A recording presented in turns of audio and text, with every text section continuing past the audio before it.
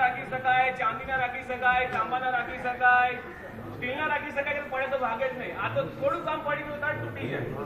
તો આપણે તાંબાના સારા ને સ્ટીલના નહીં સારા. અત્યારે બહુ સરસ પ્લાસ્ટિક પણ આવે છે, 40 એ પણ નહીં સારા. લાકડાના જ વાળવા છે.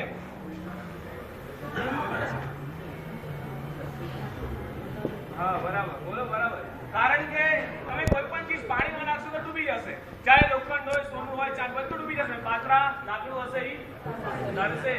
એટલે સાધુ સાધ્વીઓને સંસાર સાગરથી તરવાનું હોય છે. એટલા માટે લાકડાના પાત્રા કે એને વાપરતા ભાવ પેદા થાય કે મારે સંસાર સાગરથી તરવાનું છે. તો એટલા માટે લાકડાના પાત્રા હોય છે. ઘણા છોકરાઓને તો પાત્રા કે ગોચરી એ પણ ખબર હોતી નથી. એક છોકરો હતો બોમ્બેમાં, અમને વિનંતી કરવા માટે આવ્યો, પણ એની પહેલા એની મમ્મીએ કહ્યું તું મારા સાહેબને જઈને કહેજે કે મારા સાહેબ મારા ઘરે ગોચરી ઓરવા માટે પધારો. બોલો, છોકરાએ ગોચરી કોઈ દિવસ નામ નતું સાંભળ્યું. પેલા નંબર મને ગોચરીએ સમજાવી દો. ગોચરી એટલે શું?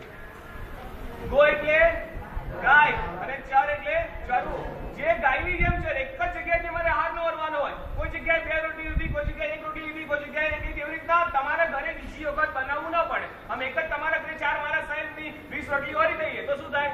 તમારું બધું ખાલી થઈ જાય. તો મારા સાહેબ આ તો કોઈ વખત આવશે તો તમારે પાસે અભાવ પેદા થઈ જાય કે બધી ફરી વખત રોટલી બનાવવી પડે. એટલે કહેવાનું તાત્પર્ય છે કે કોઈને 10 કરીને ગાથામાં કહ્યું છે કે નય પુષ્પમ કિલા મેરી 100 પીળે અપયમ.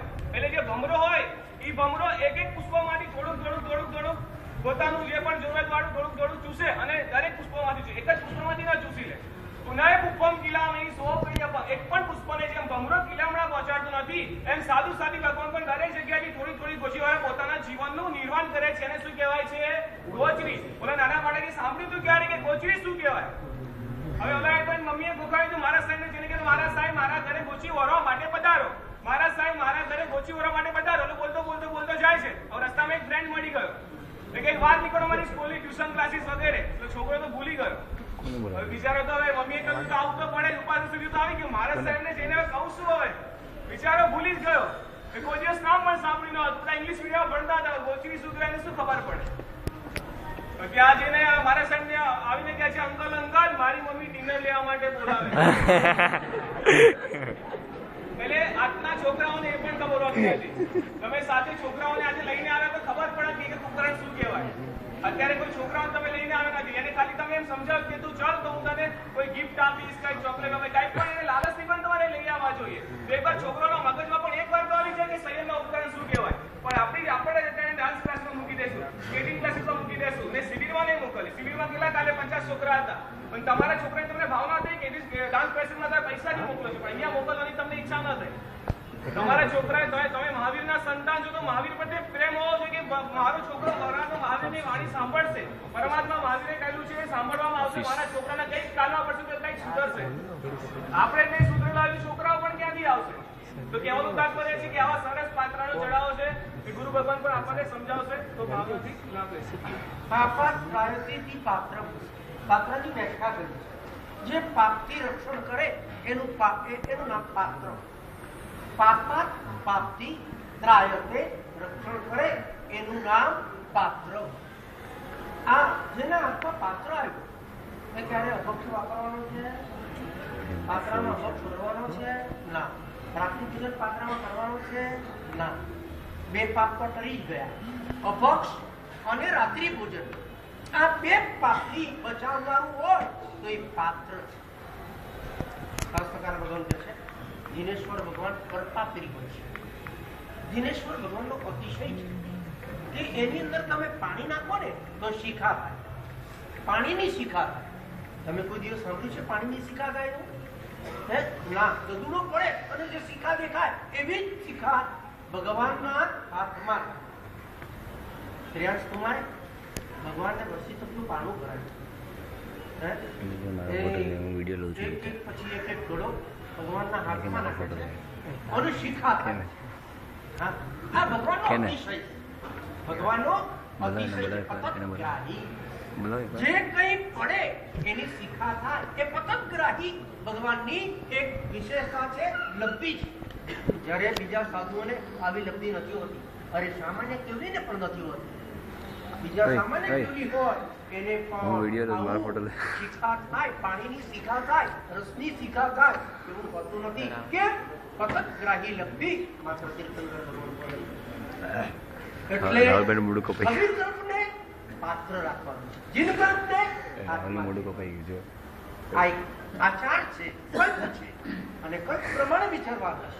દિગંબરો ભૂલ્યા અને જીનેશ્વર ભગવાન જેમ હાથમાં પાતળું એ અધિકરણ થઈ ગયું એમના માટે. ના, કહ્યું છે કબીર દ્વારા જો કે છે હાથમાં વાપરે તો દોષ લાગે. કેમ? એની પાસે પતંગગ્રાહી લબ્ધિ છે જ નહીં, તો અંદર જે નાખશે એ બધું કે છે નીચે પડવાનું, અને નીચે પડશે કીડીઓ આવશે, વિરાધના થશે, તમારું શરીર બગડશે, એને લૂછવું પડશે. બીજામાં તીર્થંકર શ્રીને અડે પણ નહીં. હવે ટેબલ જ્ઞાન પામી ગયા છે, એમને ક્યાં રાગ થવાનો છે, એમને ક્યાં વાસના જાગવાની છે? ના, છતાં પણ વ્યવહાર પ્રધાન. હા, મલ્લીનાથ ભગવાન શ્રી વેદે તીર્થંકર થયા, અને એમના ગણધરો પુરુષ વેદે હતા, બધા પુરુષ વેદે. છતાં પણ જેવું રાત્રિ પડે એટલે ગણધરો એમની પક્ષતામાં, એમની વસ્તીમાં જતા રહે અને એમની સેવા સાધ્વીઓ જ કરે. ગણધરો ક્યારે પણ તીર્થંકરોથી જુદા પડે નહીં, પણ મલ્લીનાથ ભગવાનના તીર્થંકરો એ પુરુષ હતા, માટે એ એમની વસ્તીમાં જ જવાનું અને એમની સેવા રાત્રિમાં સાધ્વી ભગવંતો જ કરે. આનું નામ વ્યવહાર પ્રધાન. કેવલ જ્ઞાન થયા પછી કાંઈ જ કોઈ વાસના જ જાગવાની નથી. ના, એવું ન ચાલે. વ્યવહાર એટલે વ્યવહાર.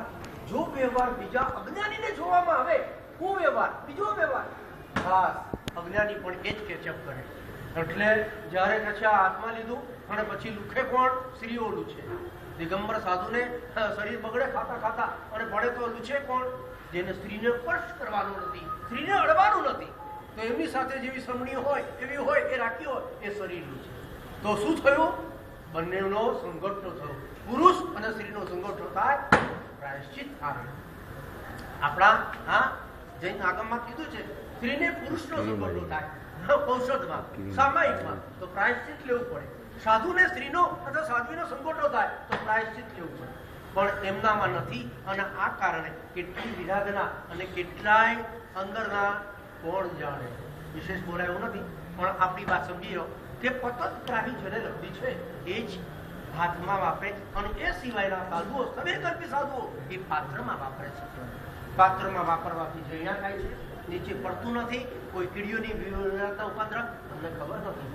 અમે પાત્રમાં વાપરીએ છીએ, છતાં પણ કોઈ પરમાત્મી, અમારા બી પરમાત્મી, કોઈ ગરપણ જેવી વસ્તુ એક સામાન્ય થોડી ગમતી નીચે પડી ગઈ અને સેંકડો લાલ કીડીઓ આવી ગઈ, સેંકડો લાલ કીડીઓ. એવું તો કેટલી વખત બને છે, ઢગલા પણ વખત બને છે.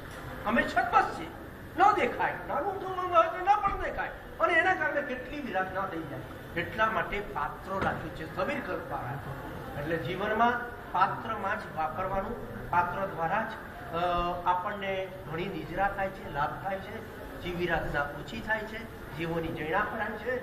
માટે જ પારણું શાસ્ત્રકાર ભગવંતે, તીર્થંકર ભગવંતે પેલું પારણું શોમાં કર્યું? મહાવીર સ્વામી ભગવાને પાત્રમાં કર્યું. કેમ પાત્રમાં કર્યું?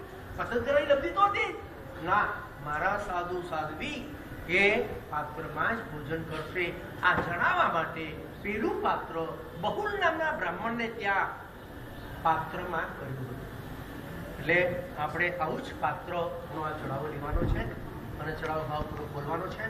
આવો પાત્રની ચડાવો લઈ અને તમારા જીવનમાં ક્યારે મારો એવો અવસર આવે, ક્યારે મારો એવો એક સમય આવે, હું બી થાળી નહીં, થાળી વાળતા નહીં, આ પાત્રમાં આવે.